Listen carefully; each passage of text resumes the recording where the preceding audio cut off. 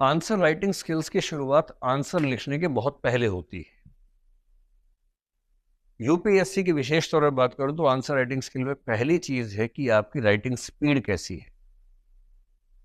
अगर आप 1 मिनट में 25 से 30 के बीच में शब्द नहीं लिख पा रहे हैं तो यूपीएससी में लगभग तय मान के चलिए कि सिलेक्शन होना मुश्किल है। 1 मिनट में 25 मिनिमम है, कोशिश करनी है 30 शब्द की। आसान लग रहा होगा, आज घर जाके ट्राई करो। अभी आप लोगों की स्पीड अमूमन 15 से 20 के बीच में होगी, और यदि 18 की स्पीड है और 18 से 25 या 30 तक जाना है तो ये काम कम से कम 6 से 8 महीने की मेहनत का है। रोज मेहनत करेंगे तो होगा।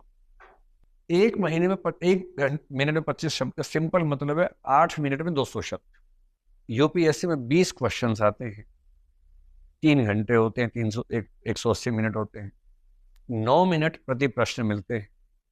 1 मिनट सोचने में, ड्राफ्टिंग करने में, सिनॉप्सिस बनाने में लग जाता है, तो मिलते हैं 8 मिनट प्रति प्रश्न।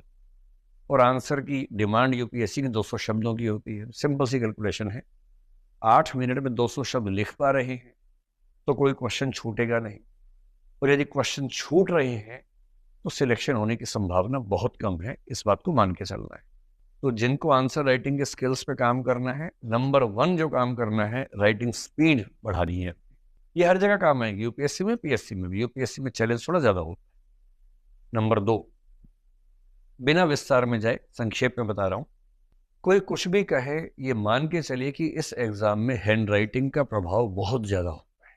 मैं जब भी मुख्य परीक्षा के बच्चों को मेंटरशिप में या अस्मिता योजना में तैयारी करते हुए देखता हूं, उनसे मिलता हूं, जिनकी हैंड राइटिंग अच्छी होती है, मैं अमूमन उनको इस तरह से बोलता हूं कि आपको एडवांस में बधाई हो।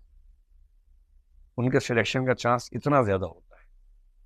मैं आपको कुछ संकेत में एक बात समझाता हूं हैंड राइटिंग को लेकर, ताकि आप थोड़ा सा, मेरे सामने दुविधा ये है कि मैं कितना विस्तार में जाऊंगा ना, मैं ज्यादा विस्तार में नहीं जा रहा, केवल एक एग्जाम्पल देकर समझाता हूँ। यूपीएससी की बात अगर मैं करूं, जनरल कैटेगरी से आईएएस बनने के लिए जो मैक्सिमम आपको रैंक चाहिए वो 75। 75 रैंक के ऊपर, मतलब अगर उसके नीचे आप हैं तो जनरल कैटेगरी से आईएएस नहीं बन सकते। इस बार 75 रैंक में जो बच्चा है उसके 997 मार्क्स हैं।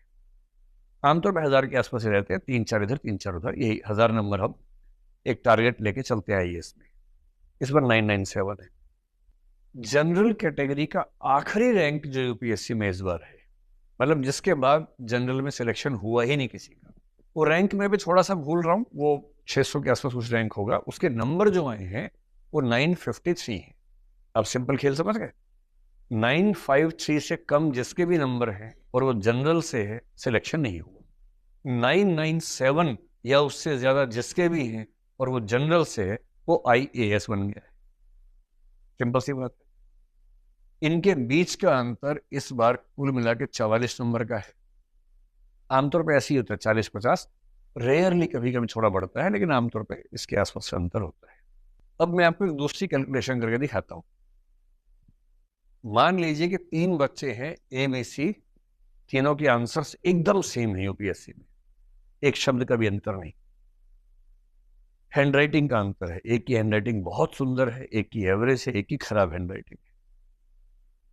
अब सिर्फ ये बताएं कि एक क्वेश्चन अगर मैं मान लूं कि 12.5 नंबर का है, वैसे आजकल 15 नंबर के 10 और 10 नंबर के 10 सवाल आते हैं, लेकिन कभी कभी 12.5 नंबर के 20 सवाल आ जाते हैं। वो यूपीएससी की जैसी इच्छा होती है। 12.5 नंबर में से कितनी भी कोशिश कर लीजिए, मुझे नहीं लगता कि यूपीएससी 7.5 से ऊपर नंबर देती है किसी सवाल में। और इसलिए जीएस में 1000 में से 400 नंबर किसी की आ जाए ना, तो माना जाता है कि बहुत महान व्यक्ति है। ये हालत है। तो मैं ये मानता हूं जिसकी हैंडराइटिंग बहुत सुंदर है, ए, आंसर भी शानदार है, तो उसको 7.5 नंबर मिल गए होंगे, क्योंकि मैक्सिमम लेवल है। आपकी राय में अगर बी ने ठीक वही उत्तर लिखा है, एक भी शब्द का अंतर नहीं, बस हैंडराइटिंग इसकी एवरेज है, उसकी शानदार थी, तो नंबर बराबर मिलेंगे या हल्का फुल्का अंतर आ जाएगा? आ जाएगा। सीधी सी बात है, कॉमन सेंस है। और पेपर चेक करने वाला भी तो मनोविज्ञान के नियम उससे भी लागू होते हैं। मैं मान लेता हूँ कि ये 7 नंबर ले आएगा, इसका कुछ भरोसा नहीं, हैंडराइटिंग कितनी गंदी है उस पर डिपेंड करेगा। एग्जामिनर पढ़ भी पा रहा है कि नहीं पढ़ पा रहा है, कुछ नहीं पता। तो इसके बारे में हम एक्स लिख लेते हैं अभी। और ऐसे बच्चों से मेरा निवेदन है, या तो हैंड राइटिंग ठीक कर लें या करियर बदल लें अभी से।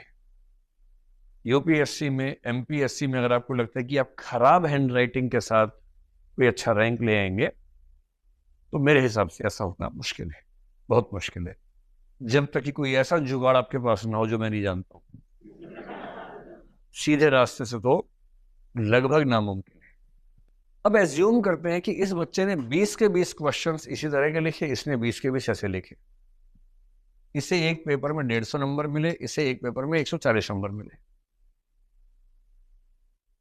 10 नंबर का अंतर पड़ गया। और यूपीएससी के मेंस में 4 जीएस के, 2 ऑप्शनल के, 1 एसए का 7 पेपर होते हैं, और 10 गुणा 7 होता है 70, और सारा खेल जो है वो 44 नंबर का है। अब ये बात मैं बच्चों को समझाता हूँ तो वो कई बार समझने को तैयार नहीं होते। नहीं नहीं, यूपीएससी के नियम में लिखा हुआ है कि हैंड राइटिंग बस पढ़ने लायक होनी चाहिए। मैंने कहा हाँ, जैसे यूपीएससी के नियम में तो बहुत सारी बातें लिखी, ये भी लिखा कि सारे वैकल्पिक विषय बराबर होते हैं। बोले हाँ होते ही है। मैंने ठीक वैसे संविधान में आर्टिकल 14 में लिखा है कि देश के सारे नागरिक बराबर है। एकदम सही बात है, संविधान में